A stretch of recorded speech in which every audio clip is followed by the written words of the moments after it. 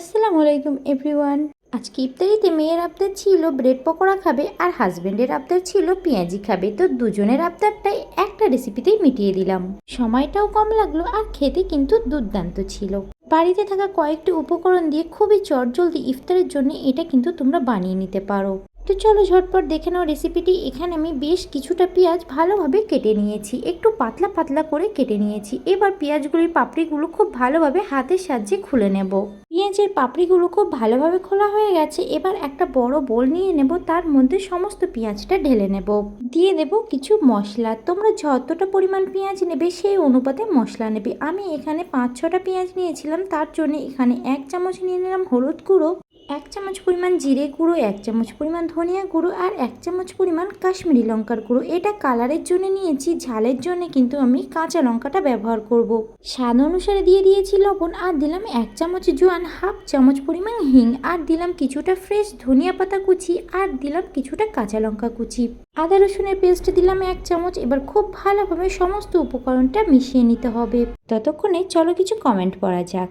ইরফানা গানি লিখেছে ইয়ামি, কারিমা রহমান দারুন, সাহেলি বাপ্পা রায়ান লিখেছে very tasty, Bilkis Khatun looks delicious. Next comment তোমার পড়তে হলে তাড়াতাড়ি কমেন্ট করতে থাকো।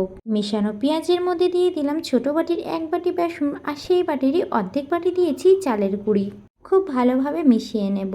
তারপর অল্প অল্প পানি ঢালবো আর একটা ব্যাটার রেডি করে নেব। ঠিক পেঁয়াজির জন্য আমরা যেভাবে পেঁয়াজটাকে রেডি করে নিই ঠিক তেমনই করতে হবে। খুব পাতলা হবে না, খুব টাইট হবে না, একটু থকথকে হবে। পানিটা কিন্তু পরিমাণে একবারে বেশি দেবে না, হাতে করে অল্প অল্প করে নেবে আর ভালোভাবে চুটকি চুটকি মেখে নিতে হবে। মাখাটা আমার কমপ্লিট হয়ে গেছে। এবার কিছুটা ব্রেড নিয়ে নেব আর সেগুলোকে খুব ভালোভাবে কাটিং করে নেব।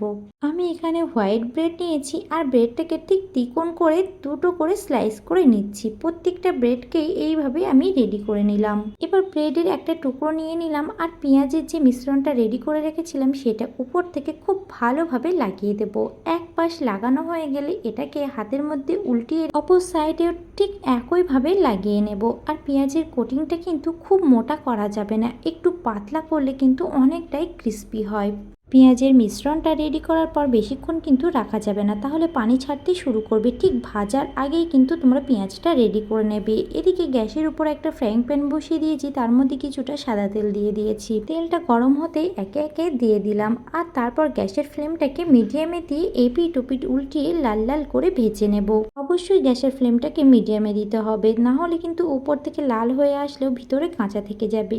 তো দেখতেই পাচ্ছ কত সুন্দর কালার চলে এসছে। তারপর আমি একে একে তেল থেকে সমস্তটা তুলে নিলাম। কত সহজে আর কত তাড়াতাড়ি কিন্তু রেডি হয়ে গেল ব্রেড অনিয়ন পকোড়া। রেসিপিটি কেমন লাগলো অবশ্যই কমেন্ট করে জানিও। দেখা হচ্ছে অন্য কোনো ভিডিওতে। আল্লাহ হাফেজ।